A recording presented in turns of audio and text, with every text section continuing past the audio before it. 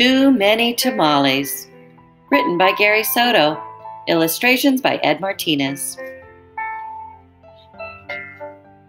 Snow drifted through the streets, and now that it was dusk, Christmas trees glittered in the windows. Maria moved her nose off the glass and came back to the counter. She was acting grown-up now, helping her mother make tamales. Their hands were sticky with the masa. "That's very good," her mother said. Maria happily kneaded the masa. She felt grown-up wearing her mother's apron. Her mom had even let her wear lipstick and perfume. "If only I could wear Mom's ring," she thought to herself. Maria's mother had placed her diamond ring on the kitchen counter. Maria loved that ring.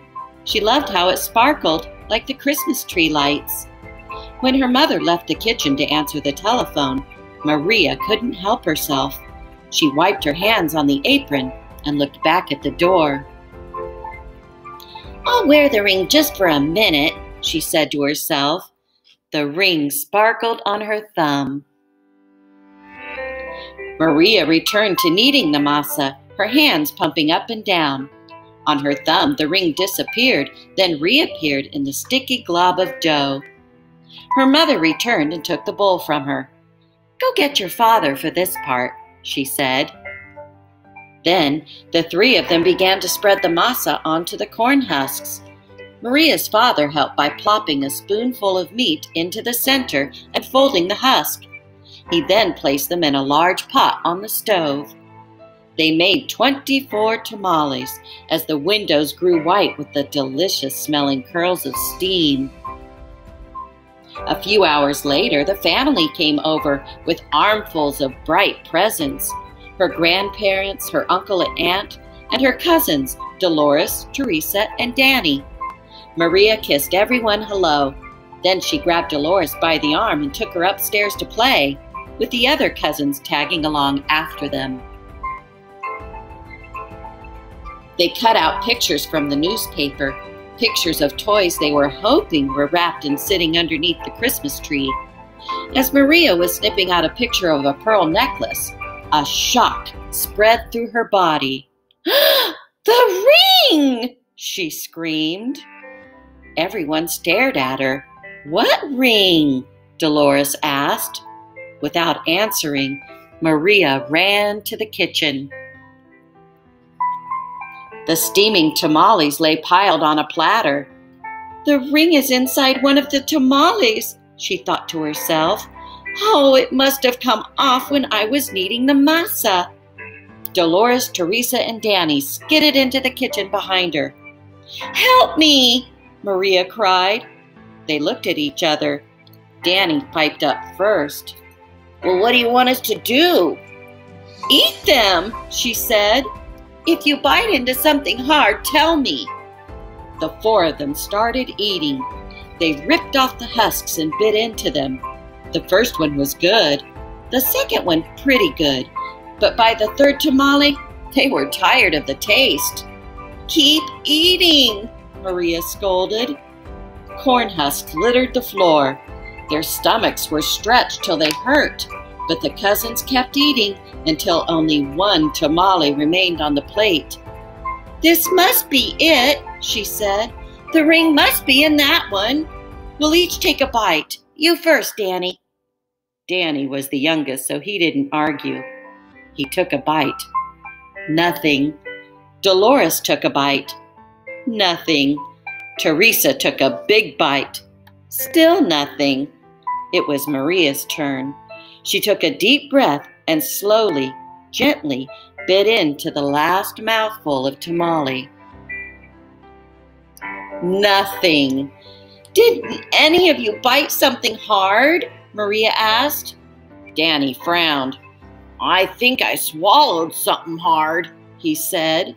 "Swallowed it?" Maria cried, her eyes big with worry. She looked inside his mouth. Teresa said, "I didn't bite into anything hard, but I think I'm sick." She held her stomach with both hands. Maria didn't dare look into Teresa's mouth. She wanted to throw herself on the floor and cry. The ring was now inside her cousin's throat. or worse, his belly.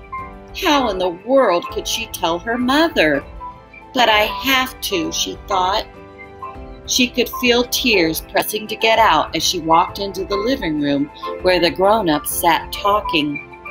They chattered so loudly that Maria didn't know how to interrupt. Finally, she tugged on her mother's sleeve. "What's the matter?" her mother asked. She took Maria's hand. "I did something wrong," Maria sobbed. "What?" her mother asked. Maria thought about the beautiful ring that was now sitting inside Danny's belly and got ready to confess. Then she gasped. The ring was on her mother's finger, bright as ever. "The ring!" Maria nearly screamed. Maria's mother scraped off a flake of dried masa. "You were playing with it?" she said, smiling gently. "I wanted to wear it," Maria said, looking down at the rug. Then she told them all about how they'd eaten the tamales. Her mother moved the ring a little on her finger. It winked a silvery light. Maria looked up, and Aunt Rosa winked at her too. "Well, it looks like we all have to cook up another batch of tamales," Rosa said cheerfully. Maria held her full stomach as everyone filed into the kitchen, joking and laughing. At first, she still felt like crying as she needed a great bowl of masa next to Aunt Rosa. As she pumped her hands up and down, a leftover tear fell from her eyelashes into the bowl and for just a second rested on her finger, sparkling like a jewel. Then Rosa nudged her with her elbow and said, "Hey, Nina, it's not so bad. Everyone knows the second batch of tamales always tastes better than the first, right?" When Dolores, Teresa, and Danny heard that from the other side of the room, they let off the groan the size of 24 tamales. Then Maria couldn't help herself. She laughed, and pretty soon everyone else was laughing, including her mother. And when Maria put her hands back into the bowl of masa, the leftover tear was gone.